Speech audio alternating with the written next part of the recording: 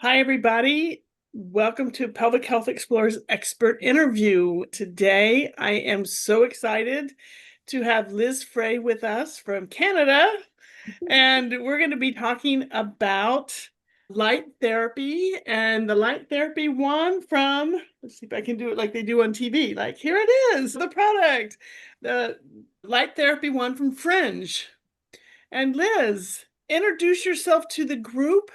Tell me about your story about getting into pelvic health and then how you began to work with Fringe and this light therapy that you're using. For sure. Susan, thanks so much for having me on. I'm Liz Frey. I'm a pelvic health physiotherapist located in Toronto, Canada. I've been a physio for, I don't want to date myself here, but I think 17, maybe even 18 years now. And it wasn't until I had children, between my first and second child, that I began to explore pelvic health physio and what it was. I'd say that it was a lot newer in the physio world back then, because now we're going back maybe 15, no, 14 years. My daughter's 14 years. So I had a challenging birth with my first and recovered. But then when I got pregnant with my second, I realized maybe I hadn't recovered as well as I had thought and had quite a bit of vaginal heaviness and symptoms. That's when I began to explore pelvic health physio. I took a ton of courses and became certified to offer pelvic health physio because the therapist that helped me, it was such a meaningful experience. It was far beyond any, say, physio experience I had had in the past where I had maybe knee pain or ankle pain or what have you. This to me was a lot more intimate and a lot more meaningful. And I wanted to be able to offer that type of therapy to other women.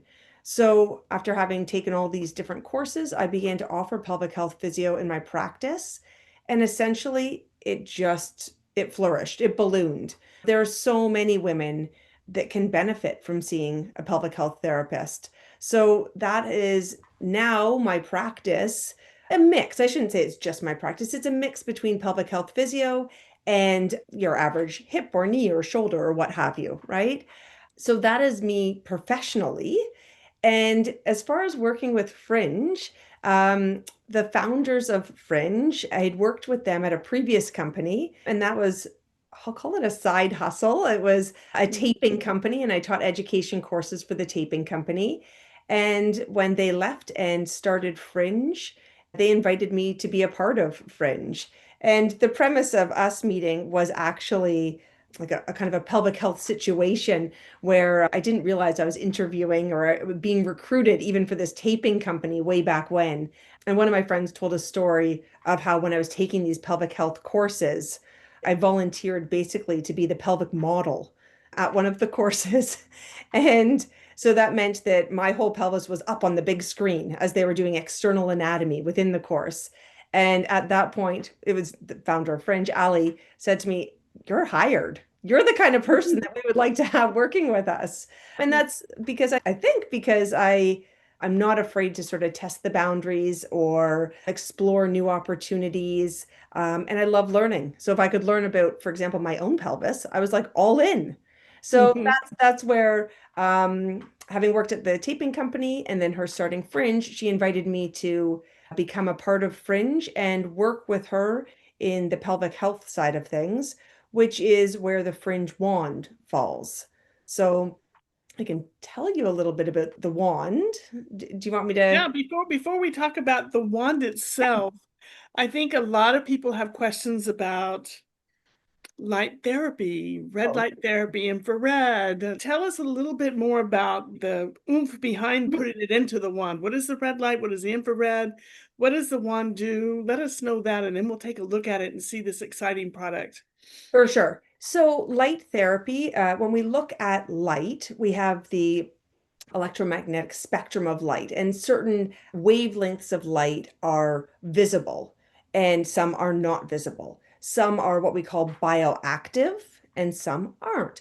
Bioactive light is the light that we're trying to harness when we look at red, near infrared, or blue light. Those are the wavelengths, because bioactive light is light that our body can absorb and use to help with our bodily functions, right? So The light that you will see in like light therapy products is often red light, which is the wavelength is around that sort of 600, 630 spectrum. Near infrared light, which is for us, it's like 830 nanometers. That's the wavelength. And then blue light, which is like a lower nanometers, it's 415 nanometers of light. So these are the three different wavelengths of light that are used in the Fringe wand, and they are bioactive and help our bodies. So I can When you say, let me interrupt for just a second, because I want to be sure everybody kind of gets this. When we talk about bioactive light and we talk about our body absorbing light, you can also think about if we're out in the sun, our bodies are absorbing the light from the sun, and then it's producing vitamin D. And this is that's a kind of a bioactive interaction with light that we have. So we know this. Tell us about what the red light, infrared, and the blue, how that works with bioactivity in the Yeah, body. so if we look at red light is most absorbed by our skin relative, say, to near infrared or blue, most absorbed by our skin. And it is really effective at improving your skin health. So collagen and elastin production and rejuvenation, if you will, blood flow to the tissues. That's through this cycle where your mitochondria, the energy houses of your cell, will absorb the red light, and there's a cascade of reactions that occur. And one of the byproducts is ATP or energy, and another byproduct is nitric oxide. And nitric oxide is a vasodilator. So this is where we'll have skin rejuvenation and skin health, because with increased blood flow, we're going to get more oxygen and nutrients to our tissues. So red light, I would say, is the most readily absorbed. It helps increase energy to the cells and increase blood flow to the cells.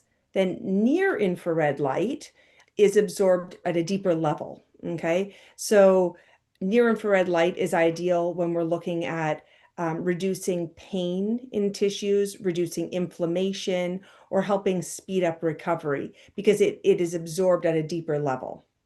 And then blue light is also very effective, and that's more powerful or effective when we're looking at pathogenic microbes. So what we want to do is we want to reduce, I'll say, negative bacteria within the vagina, and increase lactobacillus or positive bacteria within the vaginal microbiome. So for fungal infections or yeast infections or those kinds of things, the blue light can be very powerful. So that would be the sort of the different mechanisms of action or things that we're looking at when we're looking at the wavelengths of light specifically. So when we're looking at just the red light itself, we're really getting that ATP energy from the mitochondria. We're getting the actually, I think probably even more important is the nitric oxide vasodilation. And this has been tied to health in so many ways, from cardiovascular to any way. And I know that red light is used for a lot of health issues and even for promoting sleep and different things. And the nitric oxide, I think, is probably a big piece of that, because that's really a positive effect in the body. So the near infrared is more for like healing, like if we have post-surgery, post-baby, like what has been your Perfect experience with example. it? Yeah, so perfect example is if I have a female patient come into my practice who has either vaginal tearing at birth or an episiotomy or a C-section. Those are kind of three different examples of like wounds, if you will, or trauma with birth. So the red light can be placed superficially. If we look at someone who might have had like a C-section, I'll turn my wand on, C-section, you can appreciate there's just a slight curvature here to this wand that you could place superficially over the skin, over the C-section scar, to help promote healing. Then you could also think, if you had had an episiotomy, if this is, say, the vaginal entrance, if you will, you could just have the light at the surface. We do not need to have it like enter, if you will, into the vagina initially. So even just superficially or over the vulvar area, postpartum, that can be very powerful. And then as able and as I'll say, given the green light by your medical professional, you can also use the light internally for wound healing, as well as increasing ATP, increasing blood flow, reducing inflammation, like all the other benefits. But just for wound healing in particular, those would be three really great ways that you could use the wand. Right. So that's red light therapy, what you were just talking about. What about the near infrared? So you could use the near infrared in the same manner. I have near infrared light penetrating deeper into the tissue. And so if you have an issue that is potentially deeper, let's give an example of something like endometriosis. That would be a good one, right? Perfect. Where it's not superficial and there are deeper adhesions, deep inflammation, scar tissue formation, et cetera, then you could use the wand, the near infrared, if you will, the wand, you put the red and near infrared light on together, and then you would insert into the vaginal canal so that you can actually target the deeper tissues, both going intravaginal as well as using the near infrared light therapy. Does that make sense? It does make sense. So you just put them both on together so you get the benefits of the red light and you have that deeper tissue healing piece from the near infrared at the same time. And Yeah. then for the blue, is that like for more vaginal vaginosis or for Yeah, so bacterial vaginosis. yeah, bacterial vaginosis or any like even urinary infections? Urinary tract infections, bacterial vaginosis, yeah, yeast infections. I mean, there's so many. This is the blue light. I was just getting it on here. I don't know how well that's going to look on screen because it's quite blue on my end, but it doesn't look blue It on definitely looks a lot different than the red. So different. Yeah. So it's blue here, right? So that's for more of that antimicrobial sort of effect and helping reduce, I'm going to call it bad bacteria and fungal sort of infections and so on, and then promoting obviously the health of the vaginal microbiome. And you can use that in conjunction with the red light therapy. So if we're looking for tissue rejuvenation, in addition to that antimicrobial sort of piece, I would use them in conjunction with each other. So you could use a 10-minute protocol of blue light therapy and then a 10-minute protocol of the red light therapy following. which makes a lot of sense for women who are in hormonal transition, whether it is postpartum or whether it is perimenopause or into menopause, so they can get the rejuvenation of the tissue Yeah. as well as treat the urinary tract or the vaginal changes because of the thinning tissue. So we get to take care of both. That's And what I'm finding in my postmenopausal population. They come into my practice and they are just that much more susceptible to infection, right? Mhm. And in addition to that, then they have this thinning, more fragile tissue that's just so sensitive. So this blue light, red light combination has worked really well for them. That's wonderful. So we're gonna show it like it comes to you from the box. Here's the box that you will get. We're gonna do an unboxing here. It's quite snugly in the box. I like the sort of case that it comes in. Yeah, that's what I wanted to be able to Yeah. demonstrate and show because so you open the box and you get this nice looking arrangement here with this lovely book that talks about everything that Liz just talked about, the different uses and things, the intensities, how to quick start, it's like a very comprehensive resource that comes in here. And it even is marking down with like QR codes to find out more about scan this code to find out and read more about the use of the red light. If you guys see it, maybe you can scan it and take a look at some of the resources that are available on this. This particular book goes through all of the different red lights that Fringe does, applications like for the face, for like wraps for the body, and even the red light panels that people can put on like for 20 minutes before sleeping at night. That can help with that situation too. Then we open up the box here and pull that out, and we've got this. This is what I really like, is this case. And we can just slide open the case and you can see everything is like, you feel like I'm a salesman for this, but I love it. But here's the one that you just saw with Liz, and there's oftentimes we always get the cord and we never get the plug in. right? With everything. Well, this comes with both. You don't have to go hunt down another plugin to use. I love that feature. It seems like such a small thing, but to me, it's huge. And I think it only takes, I can't remember how long it takes to charge things up. Oh, that's actually a good question, but because I keep mine charged all the time, I can't answer Mhm. that. So Yeah. you get about 3+ uses per I think, charge. and it's not a long charging time. It's No. less than an hour, if I remember right, on the wrap. And so that's important to know too. And you get, like you said, 3 to 4 20-minute sessions Yeah. with that. And then it comes with these little buttons here. I don't know if everybody, let me see if I can put it under the light. Anyway, there's buttons, there's an on off, and there is a wavy thing, and there is one that says M. So tell us what these buttons are. Obviously, this is the on-off button here at the Yes, you base of the wand. totally. You've got your on-off button. Yours are darker. Mine are not quite as dark. Yeah, I actually grabbed my older model of it. You've got a newer, nicer model. Um, then the M button, which is the one that's sort of closest to the shaft of the actual wand, is just to change modes. So that would be how you go from red light, like it's the red near infrared, to blue light therapy. So that would be just changing mode, hence the Okay. M. And then the middle button, and we haven't talked about this yet, is vibration setting. So the wand, not only does it have the red light, near infrared light, and blue light settings, it also has 4 different vibration settings that you can use with any of the light settings. So it's sort of an extra feature. And the vibration settings, like the rationale and the purpose of these, is that it will help, um, it'll help if you have, for example, hypertonic tissues or hypotonic, so really restricted, tight tissues. If someone has painful intercourse, tons of tension, super high stress, and needs to help relax their muscles in the pelvic region, then the red near infrared light therapy will be purposeful, as will low level vibration. And that's shown in the literature, not just within the pelvis, but for the whole body. Everywhere. Low level Yeah. vibration is relaxing, right? And so the first 2 modes of vibration is what I recommend for women that have pelvic pain and hypertonicity.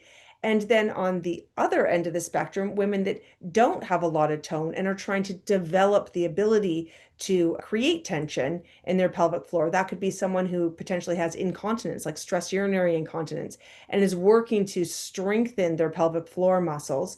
If we put a higher level vibration intravaginally, it'll cue your muscles and your brain to connect.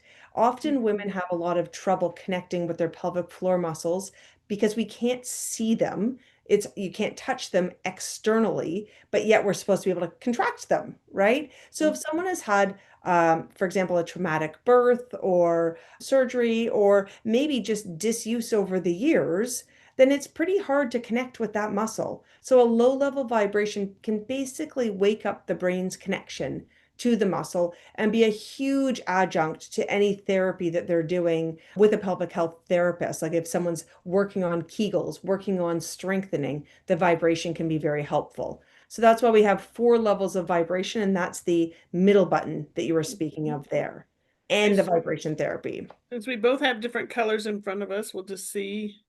I Yeah. think I hold it down for like 1, 2, yep, 3. There it comes on. So hers looks very red. Mine looks very white. Let me see if I can, Yeah, it does. it just the color in the room here, but I can tell you this is a bright red wand. It almost looks like a Jedi lightsaber. It does. We get so many people saying that. Yep. And then if we click the M button, we'll go down to the blue, and you can see it's a lot cooler looking, and I can definitely see, can probably see the blue on my hand there. Maybe that would be a good way to show the red too. Yeah, that actually There does we show a go. little So bit you can better kind of there. see on the, see it like the bottom of my hand, see how that red light there. And then when we go to the blue, You can see the glow on your face more yeah, than anything, actually. Just maybe a even little. my face, yeah, as it kind of comes in the back of the room, you can see the dots. So, and then the vibration piece, I've just got it here. It's in my hand. I can just feel the very low vibration.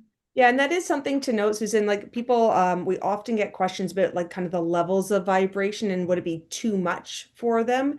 And that is something that we really took a lot of care when we were designing the wand, is that we wanted to have, you'll notice the shape and the size of the wand, Mhm. very manageable. So it's not meant to be intimidating. It does not have to enter all the way into the vaginal canal. You can use, as we said, external, just the tip, a little bit internal, etc. But you'll notice that there's just a gentle curvature to it and a pretty small circumference, actually, like in terms of the actual girth of it. Mhm.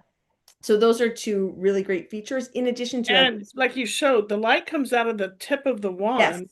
yeah, So if this going to be is the effective. vagina, you can see how it's getting lit up. Even if I just touch, it's Yeah. going to be penetrative in there, and you don't have to push it in for people who are not Yeah. ready for this level of diameter. And I love the way that you kind of showed it going up against the perineum or along the C-section by the curve, whichever way feels like it's the best for them to be able to put that on.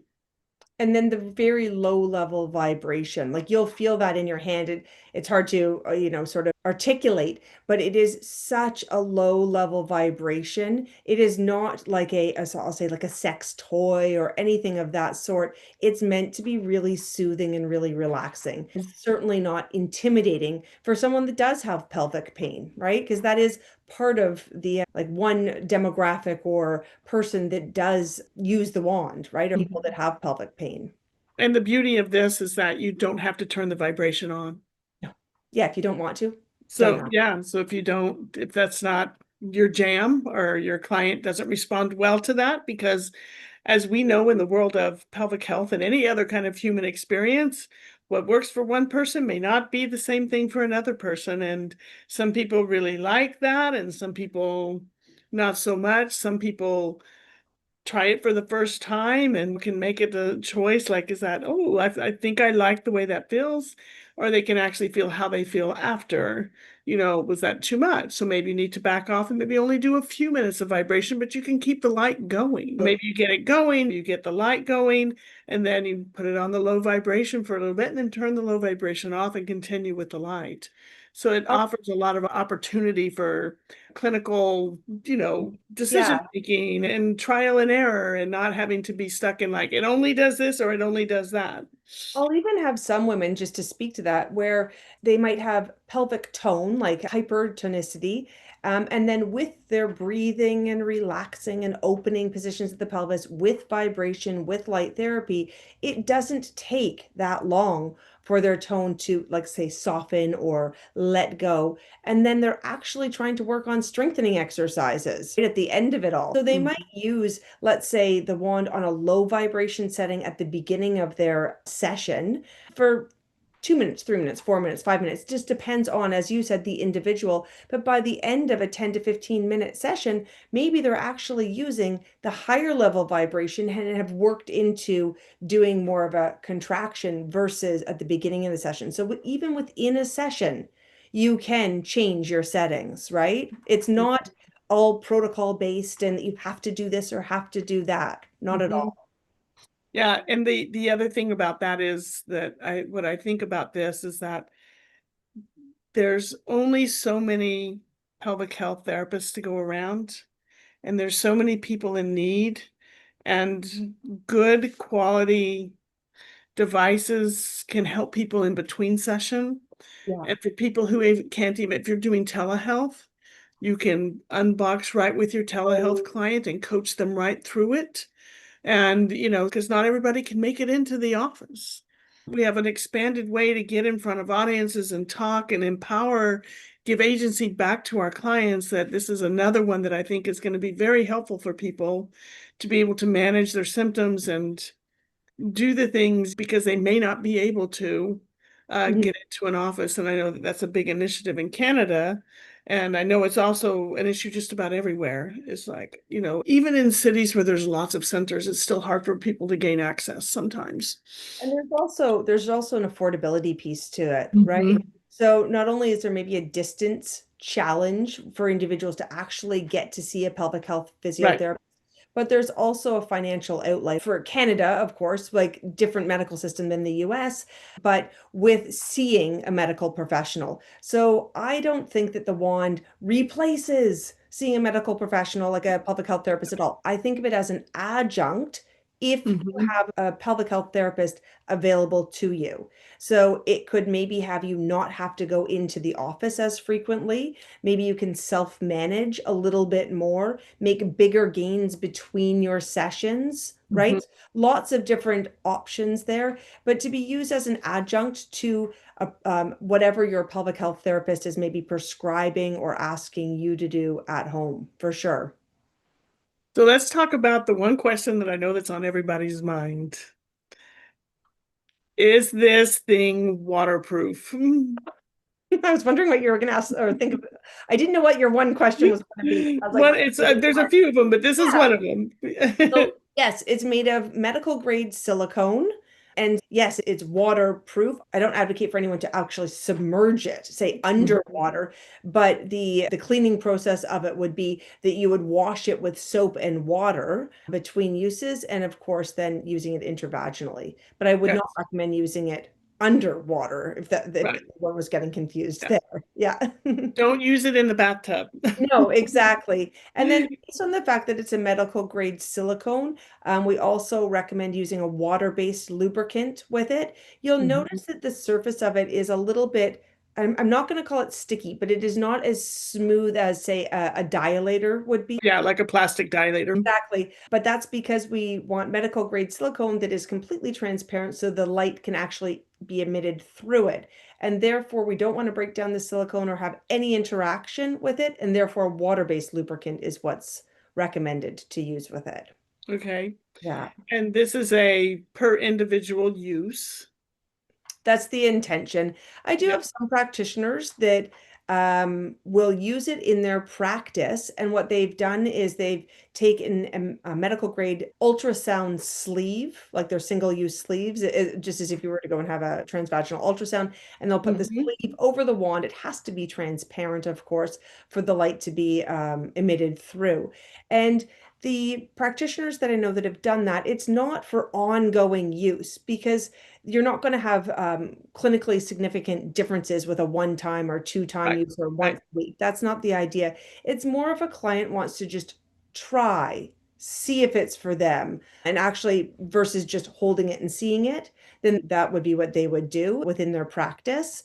But yes, it's meant as a home device, and that's because using LED light is different than using, say, laser. Laser you can use less frequently for less amount of time. Usually it's very pointed and can be, Specific, very yeah, focal. very Mhm. exactly. Whereas the light emitted, you even saw when we turned them on, the light emitted from the LED diodes here is a lot more like vast, if you will, covers a broader Mhm. area and is super safe relative to, say, laser. But you do have to use it for, say, 10 minutes, 3 to 5 times a week, give or take. Everyone has different dosage that they might want to use it for versus, say, a laser that once a week would be used in a clinical practice, right? Right. That is where it is more of a home device and you're going to have best results using it consistently. 100%.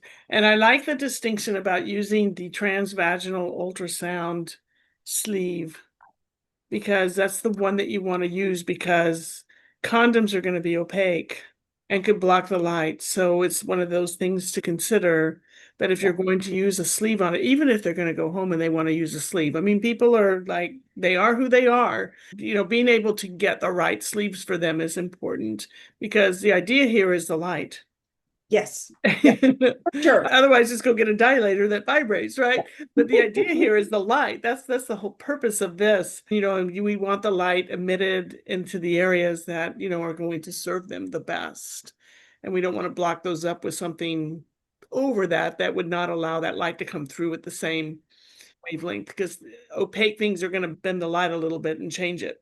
Absolutely. No, you have to have the light coming through. That's like a non-negotiable for sure. So we've talked about postpartum healing, post-surgical healing. So women who are having hysterectomies, women who are having, and we talked about endometriosis and perhaps maybe women who are having vaginal slings and prolapse surgeries. Is there a time and a place where they need to wait before they start using it?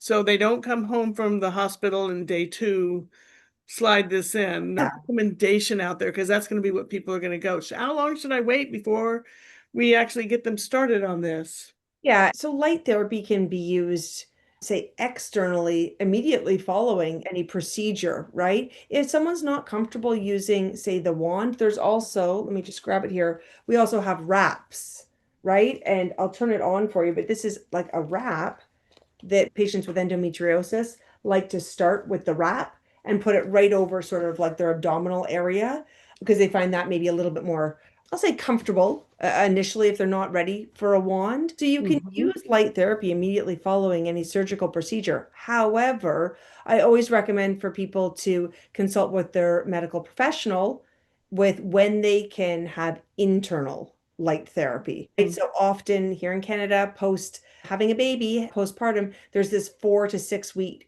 wait period until you've essentially had your checkup with your medical professional. I always sort of defer back to the person that's done the surgery or delivered the baby or whatever it might be to get a green light on that. But otherwise, there's no contraindication to light therapy immediately following a procedure. Right. Good common clinical sense. And, Yeah. I've always said people are like, well, they can't do anything for 6 weeks. And it's like, you don't think they're having sex? Yeah. So, Yeah, for sure. just good clinical sense. And there's nothing wrong with going external at all. And that's going to help the tissues. And the infrared will get it deeper too, along with the red light.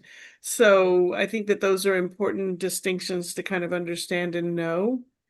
Um, I wonder how the red light and infrared collagen work would help with somebody with a rectocele. Not a major intussusception into the rectum, but a rectocele. If Mhm. this would be I know it would be beneficial. Have you seen this help with that? Because, with prolapse, once the tissue has failed, it's failed. Has this helped rebuild some collagen and some stuff to give the tissue a little bit more integrity? It does. It absolutely does. And that could be even with like bladder or uterine prolapse or rectocele, what have you. When we're using light therapy, it's going to increase the elastin collagen, the energy, all of the above within the tissues. But I always say in conjunction with the exercises that are being Absolutely. prescribed. Absolutely. It's not a Not a just use one this wand or and you're going to be no. well. It's more like, no, this is a tool, as you No, said. it's like it's an adjunct to what you're already Mm. doing.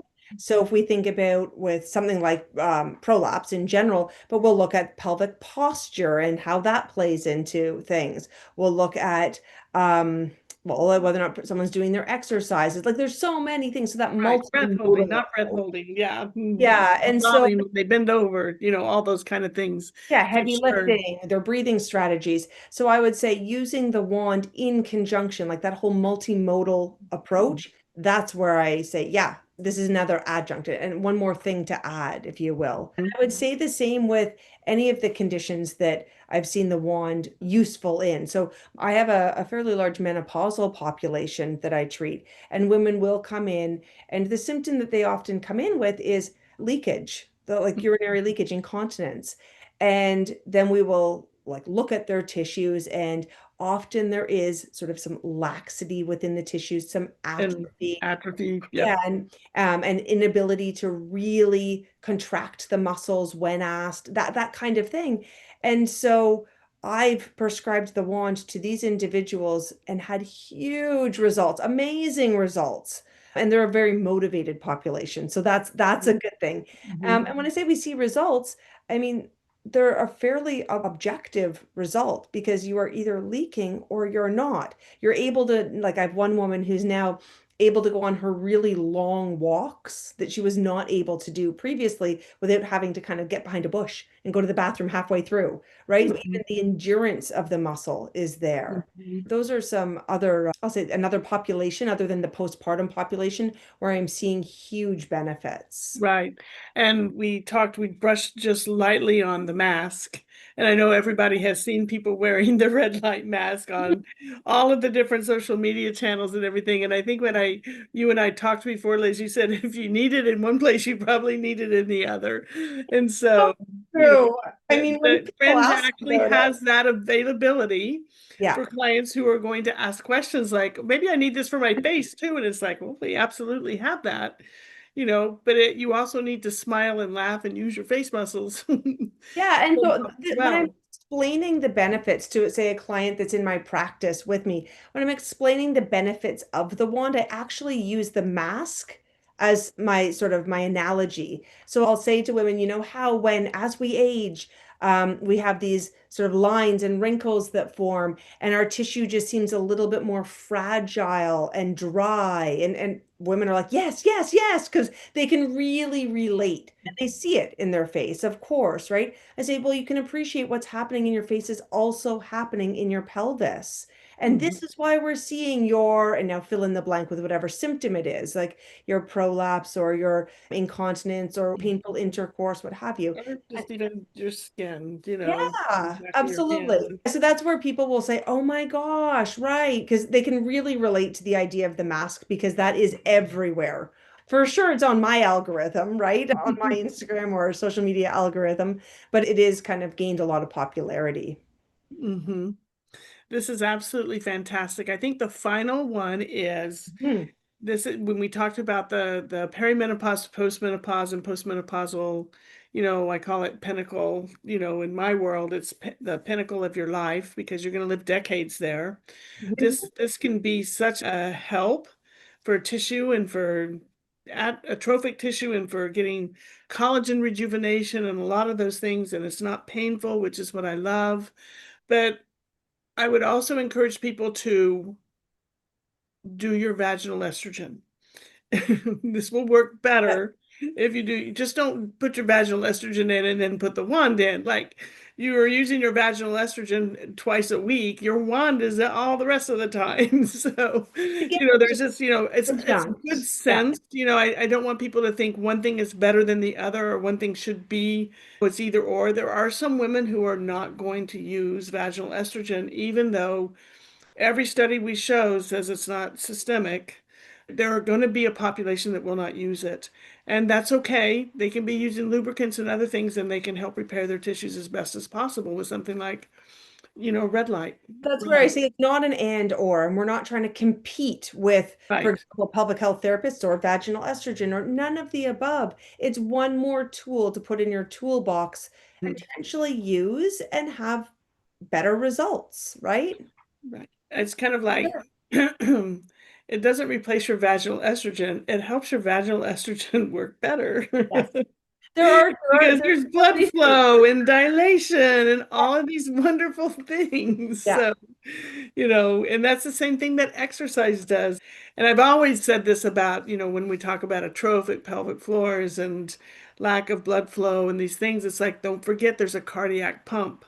Mhm. We got to get the heart rate up and you've got to exercise and move too, because that also helps everything.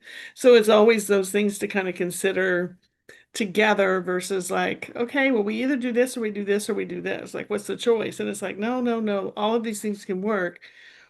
What will you do first? What will you add? And how will you do it? And Yeah. does this make sense to you? Is it relevant? For sure. I think the more you do, the better you will feel. And it's a bit of a cascade, right? Because then the better you feel, the more you will do. And the more active you are, the healthier you are, etc., then your whole system, everything's going to be better. So Hmm. absolutely. And then the final thing again for everyone to hear, Mhm. regular soap and water cleans this lovely. Absolutely. Yep. Because I know people start to talk about, and I love the way that you described being sure you use the water-based lubricants and not the ones that aren't, because we don't want to eat into the silicone or degrade the silicone in any way. But just nice washing and let it dry. It is waterproof, but don't go into the Yeah. shower or the bath with it. Find another place to do it. Yeah, for sure. We've tried to simplify things as much as possible for the client. Like it's a simple 10-minute a day, 3 to 5 times a week protocol, soap and water, water-based lubricant. You can use whichever light you'd like, the near infrared and red, or just red or blue. You could use one Mhm. of the 4 vibration settings or no vibration setting. You can use it at 100% of the light being emitted or 50% of the light being emitted if you feel like you want to start really slow. Like there are so many different options. Yeah. And again, there's a 10-minute timer on it. So you don't really even need to be aware of how long and Oh, there it goes. See how off it goes down to 50%? it. You got it. Yeah. Yeah, so we've tried to make it as user-friendly as possible, as comfortable as possible. Red, as you can see on my face. So if we go to the mode, we can go to blue. It's showing up really nicely on your face Mhm. versus just looking at the actual wand. Yeah. So which one is the red and which one's the infrared?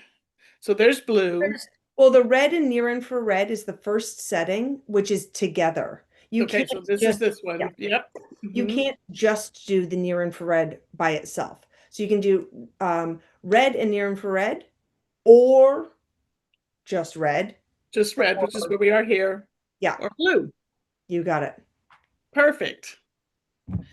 These are the questions that people ask, and we always want to be sure we give them all the information. There's also like a how-to kind of a user guide, as you had already showed what the QR code in the manual on our website. If you go to the shop page for the wand, for example, there are links with like a how-to and how to wash, and like everything is outlined right there for you as well. If anyone has questions, they can reach out to myself.